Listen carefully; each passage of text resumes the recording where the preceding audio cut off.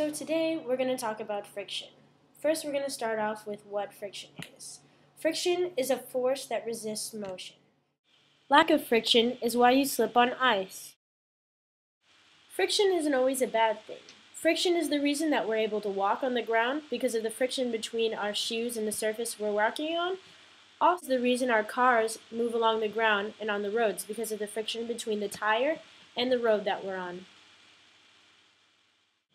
Friction depends on two things, mu, which is the coefficient of friction, and the reaction force, also known as the normal force. There are two types of coefficients of friction, kinetic and static. Static friction is generated between two static surfaces. Kinetic friction is generated between two surfaces in motion. As these two objects sit on my counter table, they are both exemplifying static friction. There's a friction between the stuffed animal and my countertop, and there's friction between my van shoe and the countertop. Each object has their own different coefficient of friction. Simba's is a lot less than the van shoe because it's easier to move Simba.